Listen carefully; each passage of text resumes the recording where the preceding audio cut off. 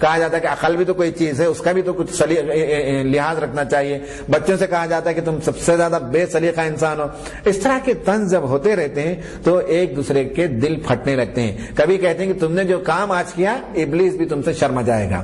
کبھی جو ہے عورت کشادہ ہاتھ ہوتی ہے، خرچ کر دیتی ہے تو شوہر اس پر ناراض ہوتا ہے اور بگڑتا ہے کہ تم بہت کشادہ دست ہو، تو فوراً وہ پلٹ کر جواب دیتی ہے کہ وہ کہنے لگتی ہے کہ ہم کو کیا معلوم کہ کسی فقیر فتو کے گھر میں ہماری شادی کروا دی ہمارے والد صاحب نے۔ تو شوہر پھر پلٹ کر جواب دیتا ہے، او ہو تم بڑی حاتم تائی کی بیٹی ہو کیا۔ اس طرح کے جو جملے چلتے ہیں، اس طرح کی جو تنقیدیں ہوتی ہیں، اس سے گھر کا ماحول بڑا مقدر ہو جاتا ہے۔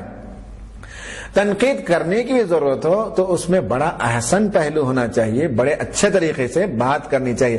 مثلا سالن خراب ہے، فوراً اسے تنقید کرنے کے بجائے بعض طریقہ یہ بھی ہوتا ہے کہ آج کا سالن تو بہت اچھا ہے، لیکن اس سالن کو تم نے گزشتہ ہفتے جو بنایا تھا وہ ٹیسٹ کچھ اور ہی تھا، شاید اس میں وہ مسالہ تھا، تم نے اس بار وہ مس کر دیا۔ ایک انداز ہو سکتا ہے بات کرنے کا کہ اسی بات کو آپ کہنا چاہیں تو زاویہ بدل کر، جملے بدل کر، لب و لہجہ بدل کر بھی وہ بات کی جا سکتی ہے۔ تو ایک طریقہ تنقید کا جو ہے یہ انتہائی سخت دشمن ہے گھروں کے اندر سکون کو غارت کرنے میں اور خوشی اور مسرت کو ختم کرنے میں، تنقید اور بے جا اعتراض۔ نمبر 2، طنز، طعنے، آوازیں کسنا، الزام تراشی۔ یہ گلے پر چھری چلانے سے زیادہ سخت چیز ہے۔ گلے پر چھری چل جائے تو آدمی ایک بار ختم ہو جاتا ہے، اور شکنجوں سے بوٹیوں کو نوچ لیا جائے تو وہ تو آسان ہے، لیکن اس سے زیادہ شدید تکلیف کا باعث یہ طنز اور جملے کسنا اور آوازیں کسنا اور طعنے دینا، یہ بہت بری بات ہوتی ہے۔ یہ بھی ہم دیکھتے ہیں کہ ساس بہو کے درمیان عموماً یہ سب باتیں، جس طرح سے میں نے ابھی کہا کہ فقیروں کا خاندان ہے تمہارا خاندان ہلکے لوگوں کا خاندان ہے، ارے تمہارے گھروں کے اندر کیا کھائے پیے ہوں گے۔ ہم نے تو بچپن میں وہ بھی پڑھا تھا، بڑے گھر کی بہو نام کی کا ایک مضمون، اس میں ہم نے دیکھا کہ کس طرح سے بہو کہتی ہے کہ ہمارے گھروں میں جو گھی بچ کر برتن سے نالے میں جاتا ہے اتنا گھی تو آپ کے گھر میں استعمال بھی نہیں ہوتا۔ یہ سب بچپن میں ہم نے پڑھا تھا کہ کس طرح سے ایک دوسرے پر طنز اور طعنے کسے جاتے ہیں۔ کبھی بیچاری جو ہے بیمار ہوتی ہے تو اچھی بیمار سے شادی کر کے لائے، ایسا لگتا ہے گویا کہ زندگی بھر صحت مند رہنے کی کوئی گارنٹی سرٹیفکیٹ لے کر آئے، اور بہو کے بارے میں رشتہ دار آتی تو آہستہ سے کہتے ہیں بڑی بیمار ہے ماں، ہمیشہ سردی، ہمیشہ بخار، فلاں ہے اس کو۔ تو یہ جو چیزیں جب جملے کسے جاتے ہیں اور طعنے جو دیے جاتے ہیں، اس سے بھی خاندان جو ہے بگڑتا ہے اور خوشی ختم ہوتی ہے۔ طنز اور طعنے اور تشنیع، اس سے اجتناب کرنا چاہیے۔ اس سے ایک نفرت کا ماحول گھروں کے اندر پیدا ہوتا ہے، اور نفرت جب بڑھتی ہے تو ایک دوسرے کے لیے بدخواہی پیدا ہوتی ہے، ایک دوسرے سے ترک کلام ہو جاتا ہے، اور بدسلوکیاں شروع ہو جاتی ہیں، گالیاں دینا شروع ہو جاتا ہے۔ لڑکی جواب دیتی ہے تو زبان دراز ہوتی ہے، اور اگر وہ جواب نہیں دیتی تو بدھو قسم کی ہے، منہ ہی نہیں کھولتی، زبان ہی نہیں کھولتی، ایسا کرو تب بھی مجبوری، ایسا کرو تب بھی کوئی الزام لگتا ہے۔ نفرت کا جب ماحول ہو جاتا ہے تو خاموش رہنا بھی ایک گناہ اور جواب دینا بھی ایک گناہ ہو جاتا ہے۔ اس طرح سے گھر کا ماحول بہت گویا کہ مقدر ہو جاتا ہے، دلوں میں الفتیں ختم ہو جاتی ہیں، دلوں کے اندر نفرت پیدا ہو جاتی ہے، ایک لاوا پکتے رہتا ہے، اور سارے لوگوں کی برائیاں جمع کرتے جاتے ہیں، کب ضرورت پڑے اور کب جو ہے وہ سارا کھاتا کھول کر رکھا جائے۔ اس طرح سے معاملہ جو ہے نفرت اور طنز سے گھروں کے اندر خوشگواری ختم ہوتی ہے، اور جسے طنز کا نشانہ بنایا جاتا ہے وہ احساس کمتری کے اندر مبتلا ہوتا ہے یا ہوتی ہے۔ لڑکا ہے تو ہو جاتا ہے، بہو ہے تو احساس کمتری کے اندر مبتلا ہو جاتی ہے، ذہنی بیماری کے اندر مبتلا ہو جاتی ہے، تناؤ اور کشیدگی ہوتی ہے۔ نمبر 2۔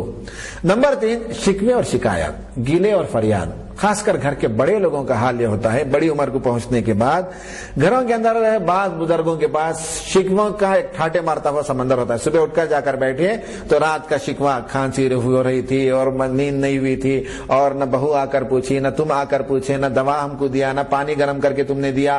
یہ وہ شکایتوں کی ایک لمبی فہرست سامنے جوڑ کر رکھ دیتے ہیں۔ ان کی پوری زندگی شکایتوں کے ارد گرد گھومتی ہے، پڑوسی سے شکایت، بیٹے سے شکایت، بہو سے شکایت، بیوی سے شکایت، مسجد کے متولی صاحب سے شکایت، سب سے شکایت۔ بعض لوگ ایسے ہوتے ہیں جو شکایتوں کے گویا کہ انبار ان کے پاس ہوتا ہے۔ یہ وہ لوگ ہوتے ہیں جن کے بارے میں ہم کہہ سکتے ہیں کہ وہ انا کے شکار ہیں، انا کے پجاری ہیں، انا پرست ہیں، اور انا ہی ان کے لیے سب کچھ ہوتا ہے۔ اس کے نتیجے میں گھروں کے اندر خوشی اور مسرت ختم ہو جاتی ہے۔ خوشگوار خاندان کے لیے یہ سم قاتل ہے، یہ بہت بڑا دشمن ہے خوشگواری کا، شکوے اور شکایات۔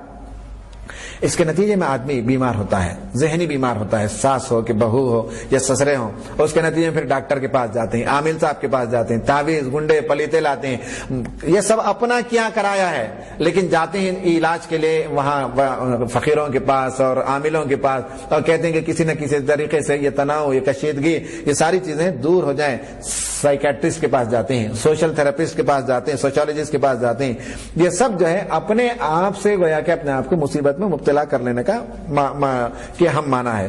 اور آخر چیز ہے سسرال والوں کا حاوی ہونا۔ یہ چار چیزیں ہیں، عورت پر، بہو پر جب سسرال والے حاوی ہو جاتے ہیں تو اس گھر کے اندر خوشی ختم ہو جاتی ہے، اور یہ گھر گھر کا مسئلہ ہے، کئی گھروں کے اندر یہ مسئلہ ہے اور اسے بہت لوگ چھپا کر رکھتے ہیں۔ بہو سے یہ توقع کی جاتی ہے کہ ہر حال میں وہ نبھائے گی، ہر حال میں وہ دلداری کرے گی، ہر حال میں سسرال والوں کو وہ جو ہے گویا کہ ان کی خاطر مدارت کرتی رہے گی۔ یہ گویا کہ بہو سے جو توقع کی جاتی ہے کوئی آسان بات نہیں ہے، اور توقعات رکھنا یہ طفلانہ چیز ہے، یہ بچکانہ بات ہے کہ آدمی جب توقعات رکھتا ہے تو اس کی خوشی ختم ہو جاتی ہے۔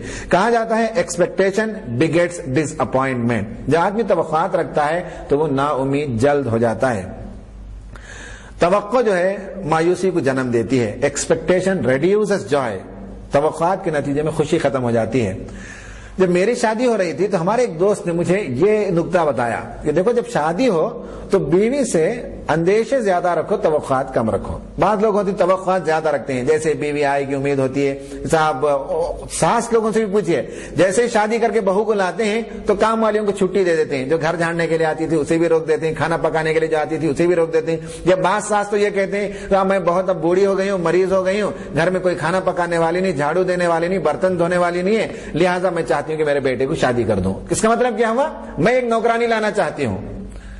اصل میں بیٹے کو بیوی تلاش کرنا چاہیے، مگر ہماری مائیں کیا کرتی ہیں؟ بیٹے کو بیوی تلاش نہیں کرتے، اپنے لیے ایک بہو تلاش کر کے لاتے ہیں، گھر کے لیے ایک نوکرانی تلاش کر کے لاتے ہیں۔ مجھے ایک ایسا قصہ بھی معلوم ہے کہ ایک لڑکی پر کافی ظلم ہوتا تھا، اور لڑکی کا جو باپ ہے عموماً ڈرتا ہے، سہمتا ہے، لیکن وہ باپ بڑا دلیر تھا۔ اس نے فون رنگ کیا اور اپنے داماد کی مطلب یہ کہ اپنی بیٹی کی ساس سے اس نے گفتگو کی، کہا کہ ماں جی تم ہمارے گھر آئی تھی اس ڈیمانڈ کے ساتھ کہ تمہارے بیٹے کے لیے ایک اچھی بیوی چاہیے، تو اس لیے میں نے تمہارے بیٹے کے لیے ایک اچھی بیوی فراہم کی۔ اگر آپ پوچھتی ہیں کہ آپ کے لیے، آپ کے گھر کے لیے جو ایک نوکرانی چاہیے، ایک کام والی چاہیے تھی، تو میرے گھر کے پڑوس میں ایک جھونپڑ پٹی ہے، میں آپ کے لیے 4 کام والی بھیج سکتا تھا۔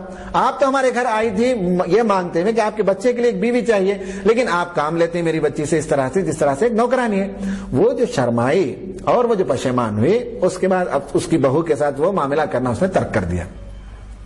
تو یہ ہے سسرال والے جب حاوی ہو جاتے ہیں تو وہاں اس گھر کی خوشی ختم ہو جاتی ہے۔ یہ جو کہا کہ بیوی سے جو توقعات، کہ آدمی سوچتا ہے میری بیوی آئے گی تو وقت پر جو ہیٹر آن کرے گی، پانی گرم کرے گی، میرے کپڑے استری کرے گی، میرے لیے فلاں مہیا کرے گی، فلاں کام کرے گی، بہت امیدیں وابستہ رکھتا ہے۔ اب آنے کے بعد معلوم ہے کہ بیوی کو جو آئرن کرنا نہیں آتا، بیوی کو کھانا پکانا نہیں آتا، تو اس سے بڑی نا امیدی ہو جاتی ہے۔ اس کے بجائے آدمی یہ گویا کہ اس سے اندیشے رکھے کہ میری بیوی شاید اسے پکانا نہ آتا ہو، میری بیوی سلیقہ مند نہ ہو، فلاں نہ ہو۔ جیسے جیسے آپ دیکھیں گے کہ بہت اچھا پکانے والی ہے تو آپ کا ایک اندیشہ ٹوٹے گا، آپ کو ایک خوشی ہوگی۔ وہ ایک اچھا کام کرے گی تو آپ کا ایک اندیشہ ٹوٹے گا، آپ کو خوشی ہوگی۔ تو اندیشے رکھنا تو ٹھیک ہے، توقعات رکھنے کے نتیجے میں توقعات ٹوٹتے ہیں تو نا امیدی ہوتی ہے اور مایوسی ہونے لگتی ہے۔ یہ معاملہ جو ہے بڑا اہم ہے کہ سسرال والے جو حاوی ہو جاتے ہیں اس کے نتیجے میں بہت زیادہ عورت جو ہے پشمردہ ہو جاتی ہے، منحوس کہا جاتا ہے، اس کی ہر حرکت پر ٹوکا جاتا ہے، اس کے ہاتھ سے اگر کوئی چیز گر کر ٹوٹ جائے، پھوٹ جائے تو اس کے لیے لعنت ملامت کی جاتی ہے، حالانکہ اپنے ہاتھ سے بھی گر سکتا ہے، اس کا بھی امکان ہوتا ہے، لیکن ان سب میں جو ہے خوب بہو پر حاوی ہو جاتے ہیں اور چرب زبان ہے، فلاں ہے، اس طرح کے طنز تانے دینے لگتے ہیں۔ یہ 4 دشمن ہیں کہ سسرال والوں کا حاوی ہونا، یا پھر جو شکوے شکایات کرنا، طنز تانے کرنا یا تنقید کرنا، اس سے گھر کا ماحول بگڑتا ہے۔ اب ہم دیکھیں گے کہ گھر کا ماحول کیسے خوشگوار ہوتا ہے۔ تو میں عرض کر رہا تھا کہ یہ تو خاندان کی خوشگواری کو ختم کرنے کے 4 عناصر ہیں، وہ 4 عناصر کا مطالعہ کریں گے، دیکھیں گے جن سے خوشگواری خاندان کے اندر آتی ہے، ڈائنامکس آف ہیپی فیملی۔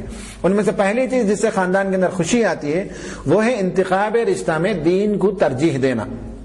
خواہ وہ ہماری ماں جا کر رشتہ تلاش کرے یا ہم خود رشتہ تلاش کریں، دو میں سے کسی بھی صورت میں دین کی بنیاد پر اگر رشتے کا انتخاب کیا جاتا ہے تو اس گھر کے اندر لازماً خوشی ہوتی ہے، اس لیے کہ اللہ کے رسول صلی اللہ علیہ وسلم کی اس معاملے میں گارنٹی ہے۔ آپ نے فرمایا الدنیا متاع و خیر متاع